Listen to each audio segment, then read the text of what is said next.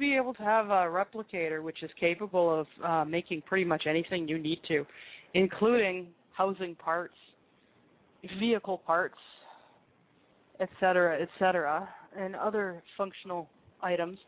Households will have a household replicator and also a larger scale replicator which is capable of making transportation devices, plus a power generating system capable of handling household needs. Money won't be required. Property ownership, the notion that I own this hunk of land and I'm going to shoot you if you put your feet on it, and I'm going to extort anyone for money who wants to put something on here, that's going to be abolished. Nonetheless, we're not going to be tossing anyone out of their homes or anything like that. If you've been living in it, it will be considered yours. Yeah. Well, likely the economic system will take a number of years, if not a decade or more, to transition to a moneyless system. So I cannot say that there will be no money in 4D, considering that 4D is expected to come within a year or two, if not this year or next year. And the money system is expected to be phased out over a period of 10 to 20 years. We have a variety of ships, and yes, I can discuss classes. I can't discuss fleet strength or numbers. If you're interested in piloting, you are most likely to be involved in piloting a scout, which is a unarmed or low-armed exploratory vessel, a system defense fighter, which is a heavily armed, slightly like a fighter plane, a breaker hammer craft, which is, again, a very, very heavily armed light attack craft that can take on a dreadnought toe-to-toe, and go atmospheric as well.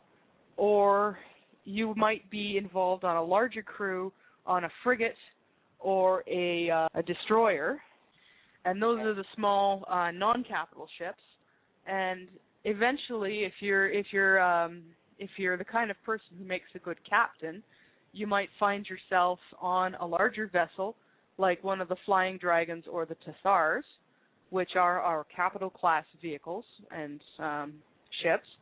And we also have the ones we call the M-class vessels, which are planet-sized vessels which sort of act like permanent military installations that can also be moved around and contain the capacity to transport entire portions of the fleet in one go.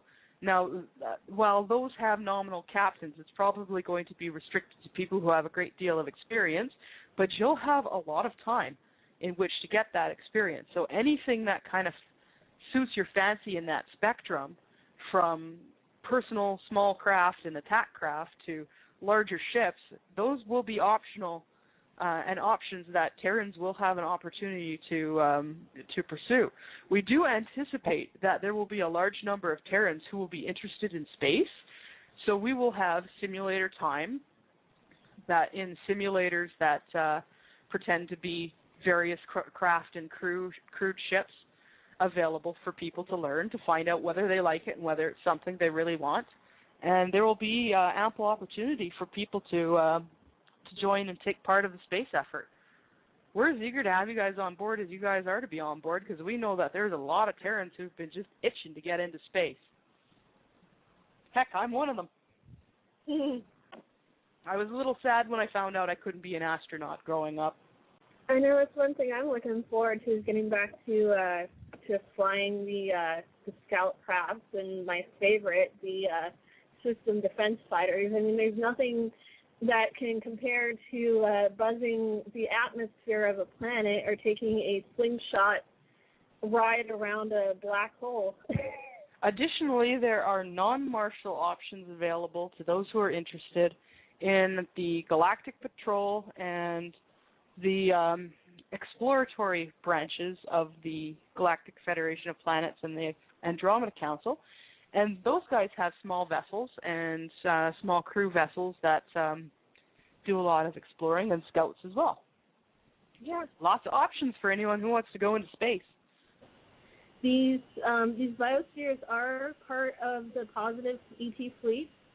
They don't require fueling from a star to continue on their journey.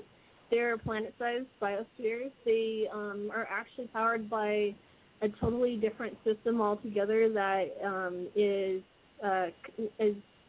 close to being considered an over-unity device in that it puts out more energy than it takes in and is self-generating.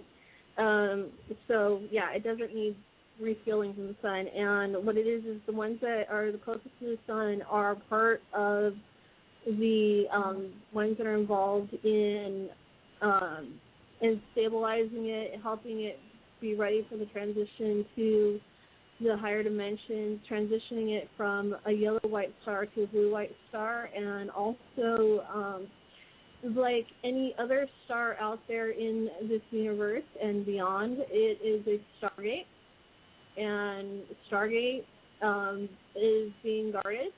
So they're part of the Guardian, the Guardian security for the Stargate. All stars are Stargates, they're Seagates, and as far as where to look for the information to use the Stargate, that's classified information, and it will not be released to Terrans, most likely.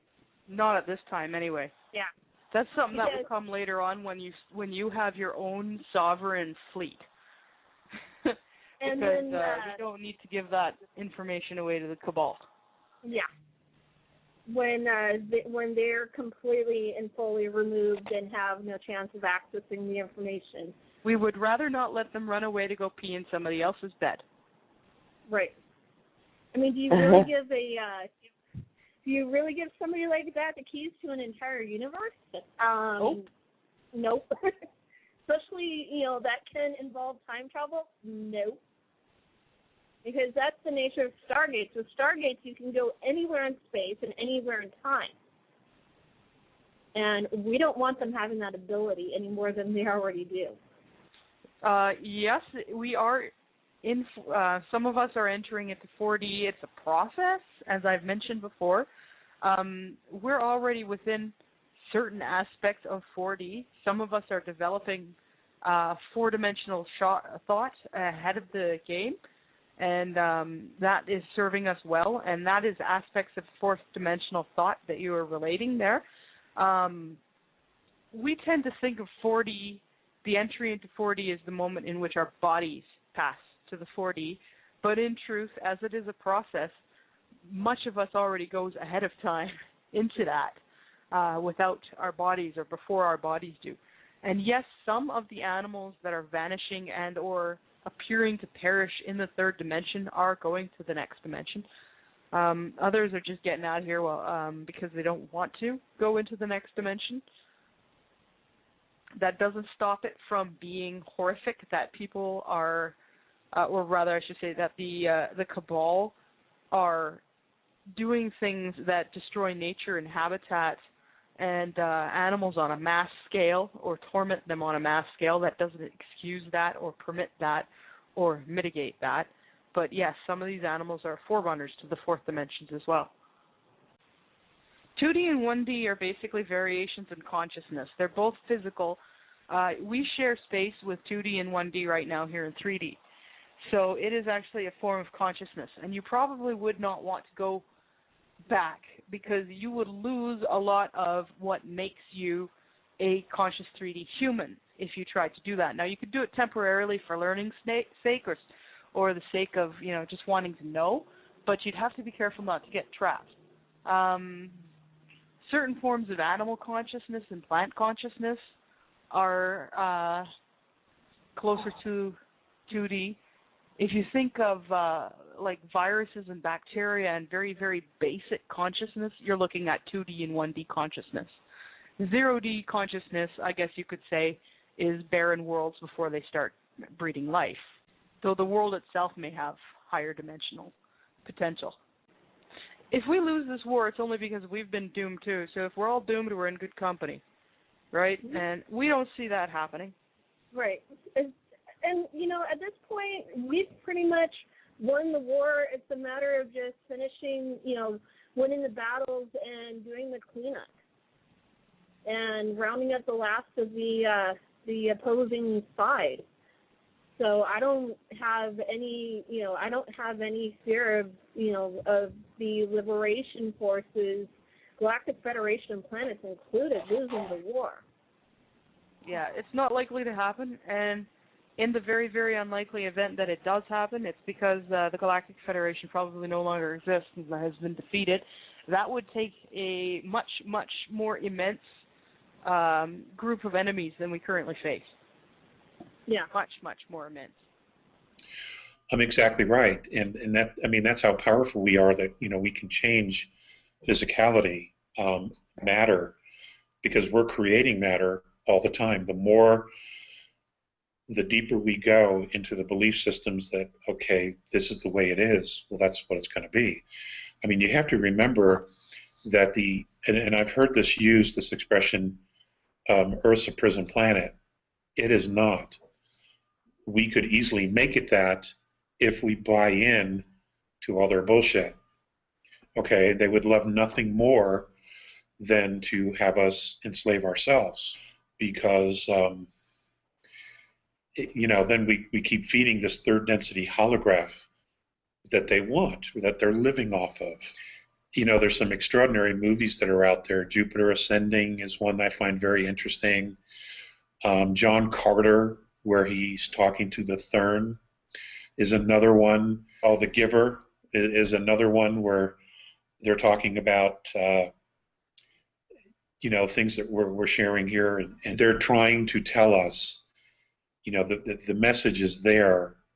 They're trying to tell us, they just can't be overt about it, because what's happening is, as the powers that be, and they're not all human, let's be clear about that, as they start dropping the veil or dropping the lid down on everything to suppress and imprison and enslave, the minions are beginning to realize they're stuck just like everybody else. They're beginning to see what the end agenda is, and it has not been what they've been told all along when their help was solicited. And this is where I talk about the lie on all the different levels. And I'm not the first to talk about this. It's there, and those on those levels above who believed that they were privileged, they're now realizing there is no privilege. The only ones who are privileged are those at the very top. Everybody else is expendable.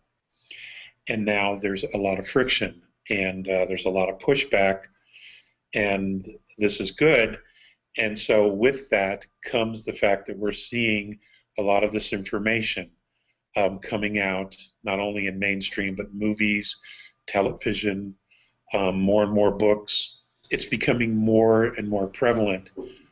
My concern is that people aren't paying attention to those messages, that they're not actually grasping and moving into a perspective, well, what if this is true?